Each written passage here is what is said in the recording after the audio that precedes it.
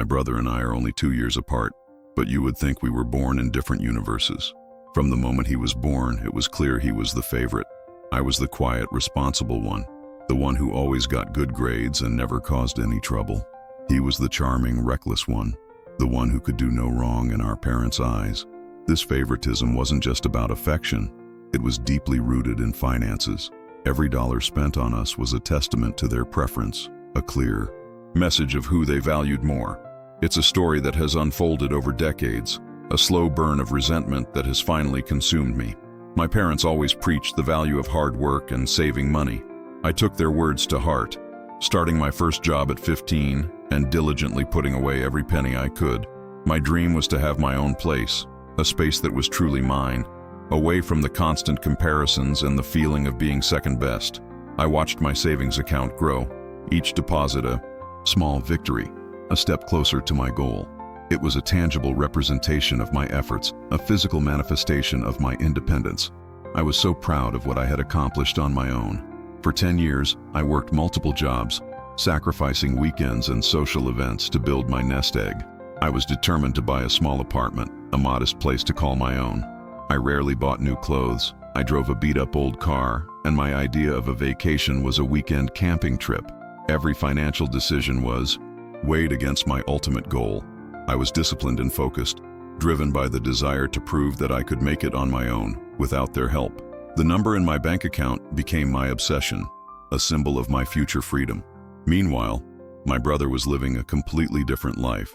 He was always asking for money, and my parents always gave it to him. No questions asked. He went to an expensive out-of-state college, while I went to a community college to save money. He drove a brand new car that they bought him, while I struggled to keep my old clunker running. They paid for his lavish vacations, his designer clothes, his expensive hobbies. There was always an excuse, a justification for why he needed the money more than I did. It was a constant reminder of my place in the family. When my brother announced he was getting married, my parents were overjoyed. They immediately started planning a grand wedding, a celebration fit for a king. No expense was to be spared. They talked about a custom-made gown, a top-tier catering service, a live band, and a honeymoon in Europe. I was happy for my brother, but I couldn't help but feel a pang of jealousy. His happiness was being funded by the same people who had always made me feel like my dreams were a secondary concern. The wedding planning quickly escalated, and so did the costs. My parents started to look stressed, and there were hushed conversations about money late at night.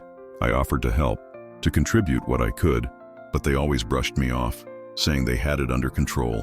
I should have known something was wrong. I should have seen the warning signs, but I was so caught up in my own world, so focused on my own goal, that I didn't pay enough attention to the storm that was brewing. One evening, my parents sat me down for a family meeting. My brother and his fiancée were there, looking uncomfortable. My heart sank. I knew this wasn't going to be good news. My mother started by saying how much they loved me, how proud they were of my work ethic. It was the classic preamble to a difficult conversation, the sugar-coating before the bitter pill. I braced myself for what was coming, my mind racing through all the possible scenarios. Then, my father dropped the bombshell. They needed to borrow my savings, all of it. They said it was for a family emergency, a temporary loan until they could get back on their feet. They promised to pay me back, with interest. But I knew, deep down, that this was about the wedding. They were using my hard-earned money to fund my brother's extravagant celebration. The dream I had worked so hard for was being shattered in a single moment. I was stunned into silence. I couldn't believe what I was hearing. 10 years of sacrifice, 10 years of scrimping and saving, all for nothing. I looked at my brother, hoping to see some sign of protest, some flicker of guilt in his eyes, but he just sat there, staring at the floor, a picture of passive acceptance. He was so used to getting everything he wanted, so accustomed to my parents catering to his every whim, that he didn't even have the decency to object. My parents launched into a long, convoluted explanation about how this was a good investment. They said that a good marriage was more valuable than any piece of property. They talked about the importance of family, of supporting each other in times of need. It was all just a smokescreen, a way to justify their blatant favoritism. They were twisting the concept of family to suit their own selfish desires, to rationalize their betrayal. I tried to argue, to reason with them. I showed them my bank statements, the spreadsheets I had meticulously created to track my progress. I told them about the apartment I had been looking at, the one with the perfect little balcony and the view of the park. I pleaded with them, my voice cracking with emotion, but it was like talking to a brick wall. Their minds were made up. My dreams were collateral damage in their quest to give my brother the perfect wedding. The next day, the money was gone. They had transferred it out of my account without my permission. I felt a sense of violation, a deep and profound sense of betrayal. It wasn't just about the money. It was about the trust that had been broken. The people who were supposed to protect me, to support me, had stolen my future from me. The foundation of our family, which I had always believed was built on love and mutual respect, had crumbled to dust. The wedding was a lavish affair, just as they had planned. My brother and his new wife looked radiant, their happiness a stark contrast to the emptiness I felt inside.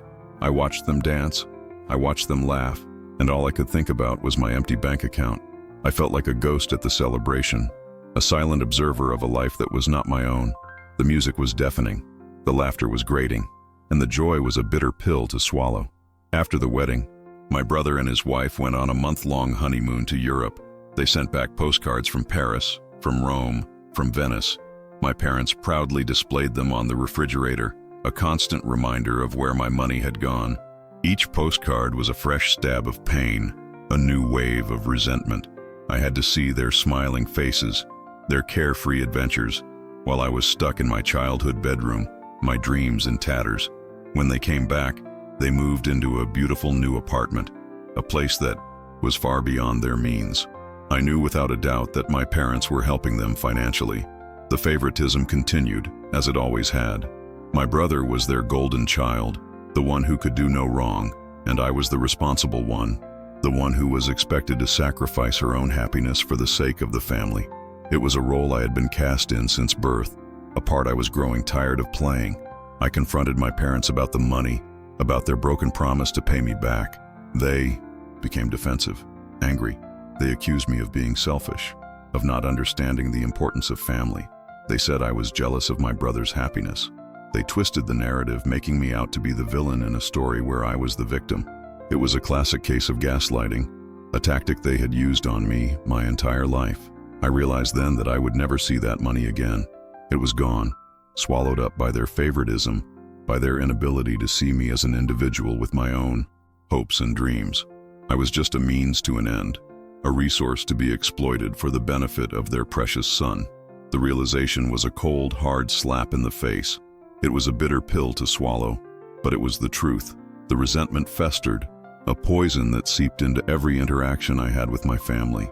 I couldn't look at my brother without feeling a surge of anger. I couldn't talk to my parents without the betrayal hanging in the air between us.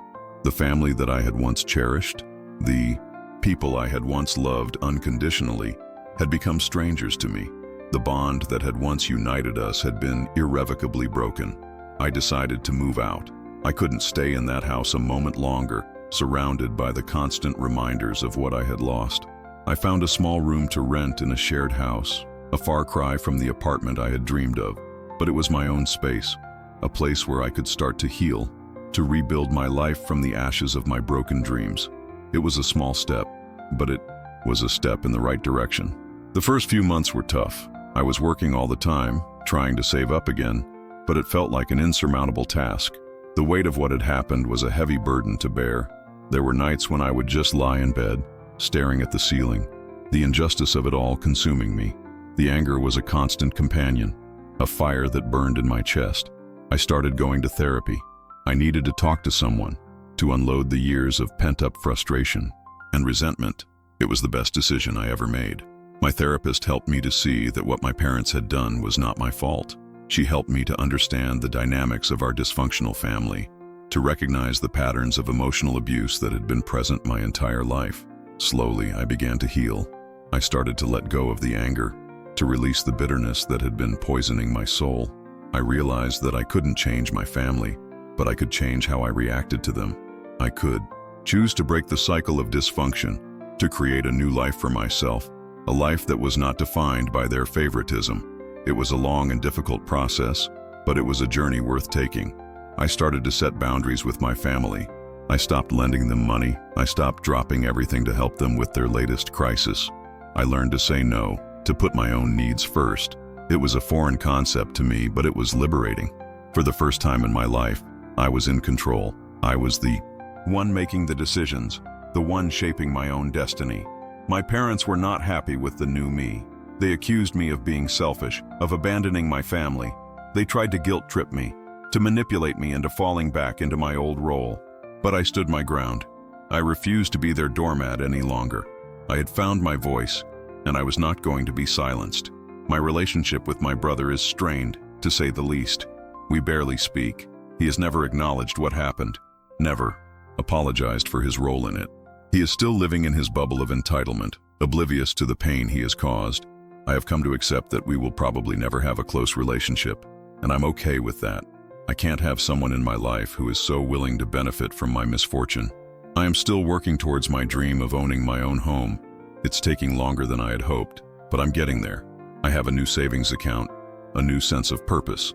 This time, it's not just about the apartment. It's about proving to myself that I can overcome adversity, that I can build a life for myself on my own terms. It's about reclaiming my independence, my self-worth. I have learned a lot from this experience. I have learned that blood is not always thicker than water. I have learned that sometimes the people who are supposed to love you the most are the ones who hurt you the most. I have learned that forgiveness is not about condoning what they did, but about releasing the hold they have on you. It's about setting yourself free. I have also learned the importance of self-love. For so long, I sought validation from my parents, from my family.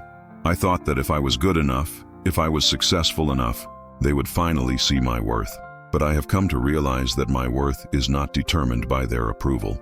It comes from within. It's about knowing who I am and loving myself for it, flaws and all. I am still a work in progress. There are days when the anger and the resentment creep back in. There are days when I feel the sting of betrayal all over again. But I am learning to cope with those feelings, to acknowledge them without letting them consume me. I am learning to be kind to myself, to be patient with myself. Healing is not a linear process. It's a journey with ups and downs. I have found a new family, a chosen family of friends who love and support me for who I am. They are my rock, my sounding board, my cheerleaders. They have shown me what unconditional love truly is. They have taught me that family is not just about blood. It's about the people who show up for you, the people who have your back, no matter what. I don't know what the future holds for me and my biological family. Maybe one day they will realize the error of their ways.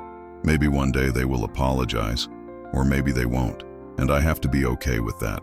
I can't put my life on hold, waiting for them to change. I have to move forward, to create my own happiness, my own future. I am writing this not for sympathy, but for closure. I am writing this to give a voice to the silent victims of family favoritism, to the ones who have been made to feel invisible, to the ones who have had their dreams stolen from them. You are not alone. Your feelings are valid, and you have the power to break free. You have the power to create a life that is truly your own. I still have a long way to go, but I am proud of the person I am becoming. I am strong. I'm resilient, and I am a survivor. I have been through the fire, and I have come out the other side, scarred but not broken. I have learned that the greatest investment you can ever make is in yourself, and that is a lesson that no one can ever take away from me. I look at the picture on my desk, a picture of me and my friends, laughing and smiling, and I know that I am going to be okay. I have a future ahead of me, a future that is bright and full of possibilities. And for the first time in a long time, I am excited to see what it holds. The road ahead may be long, but I am ready to walk it. I am ready to embrace my new life, a life of freedom, of happiness, of self-love. My parents still call me sometimes, their voices filled with a false sense of concern. They ask me how I'm doing, if I need anything. It's a cruel irony, a twisted joke. They are the ones who put me in this position, the ones who created the mess that I am still trying to clean up. I'm polite, but distant. I keep the conversation short. I have nothing left to say to them. My brother and his wife are expecting their first child. My parents are ecstatic. They are already planning the baby shower, buying expensive gifts, talking about setting up a college fund. The cycle continues. Another generation, another golden child. I feel a sense of sadness for the child, a child who will be born into a family where love is conditional, where worth is measured in dollars and cents. I have made peace with the fact that I will never be a priority to my parents. I have stopped seeking their approval, their validation. It's a liberating feeling to be free from the weight of their expectations. I am no longer a supporting character in their story. I am the protagonist of my own, and I am writing a new chapter, a chapter of hope, of resilience, of redemption. I am not sure if I will ever be able to forgive them. Forgiveness is a complex thing, a journey with many twists and turns, but I am working on it, not for them but for me. I don't want to carry the burden of their betrayal for the rest of my life. I want to be free. I want to be happy, and I know that I deserve it. I am sharing my story in the hopes that it will help someone else who is going through a similar experience. I want you to know that you are not alone. There is a light at the end of the tunnel. You can heal, you can rebuild, you can create a life that is better than you ever imagined. It takes time, it takes courage, but it is possible. I have come to realize that true wealth is not about money. It's about the richness of your relationships, the depth of your connections, the love that you give and receive. And in that sense, I am the wealthiest person I know.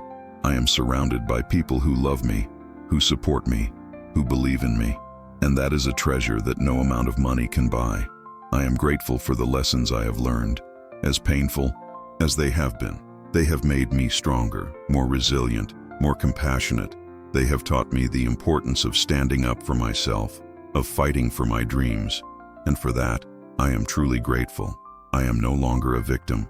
I am a warrior, and I am ready for whatever life throws my way. I look at my new savings account, the small but growing number, a symbol of my resilience. It's a reminder that I can start over, that I can rebuild what was taken from me. It's a testament to my strength, my determination, my unwavering belief in myself. And this time, no one will ever be able to take it away from me. This is my future, and I am building it $1 at a time.